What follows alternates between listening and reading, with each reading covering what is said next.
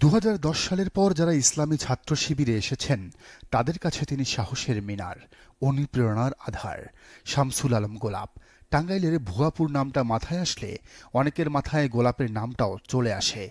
এই ভুয়াপুর থেকেই 2010 সালে শেখ হাসিনা সরকারের শুরুর সময়ে হত্যা মামলায় গ্রেপ্তার করা হয় রাজশাহী বিশ্ববিদ্যালয়ের তৎকালীন শিবির সভাপতি শামসুল আলম গোলাপকে। রিমান্ডে চরম নির্যাতনের পর গোলাপকে তখন র্যাব বলেছিল, সে যদি হত্যাকাণ্ডের ঘটনায় জামাতের কেন্দ্রীয় কমিটির আমির এবং সেক্রেটারি জেনারেলের জড়িত থাকার কথা স্বীকার করে তাহলে তাকে নিঃশর্ত মুক্তি দেয়া হবে। গোলাপ কি বলেছিলেন শুনুন। আমাদের কেন্দ্রীয় আমিন, আমরা একটা নরমাল বিশ্ববিদ্যালয় হলে সভাপতি, তাদের সাথে আমাদের মোবাইলে কথা বলাটা অস্বাভাবিক। শুধু তাই নয়, শামসুল আলম গোলাপ সেদিন র্যাবের মুখোশ উন্মোচন করেছিলেন। তিনি হয়তো প্রথম রাজনৈতিক নেতা যিনি র্যাবের চাপ দিয়ে মিথ্যা স্বীকারোক্তি আদায়ের ব্যাপারে মুখ খুলেছিলেন। এত মার খাওয়ার পরও অবলীলায় বুকে হিম্মত রেখে র্যাবের অভিযোগকে কথার মাধ্যমে খণ্ডন করে মিডিয়ায় র্যাবের মুখে চুনকালি এঁকে দিয়েছিলেন। একটা সময় ইউটিউবে শিবির লিখে সার্চ করলেই প্রথমেই র্যাবের হাতে আটক শিবির নেতার যে ভিডিও সামনে আসতো তিনিই এই শামসুল আলম গোলাপ।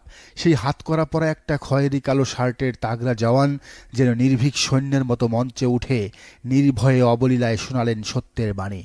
তখন কথা বলার সময় তার যে দৃঢ়তা ছিল তা আজও মনে সাহস যোগায় হাজারো শিবির নেতাদের।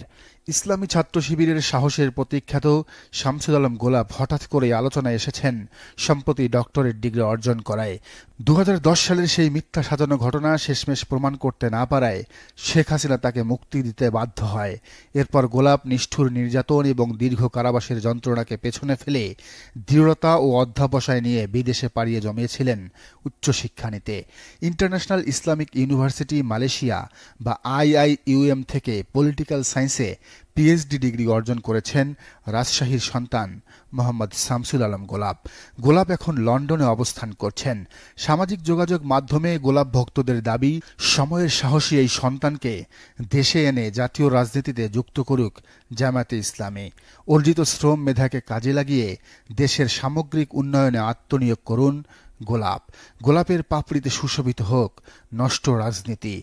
তামিল হিরোর মতো দেখতে ছাত্র শিবিরের রাজশাহী বিশ্ববিদ্যালয়ের সাবেক সভাপতি ও সাবেক কেন্দ্রীয় কমিটির দপ্তর সম্পাদক শামসুল আলম গোলাপের বাড়ি রাজশাহীর তানোর গোদাগাড়ী সংসদীয় আসনে।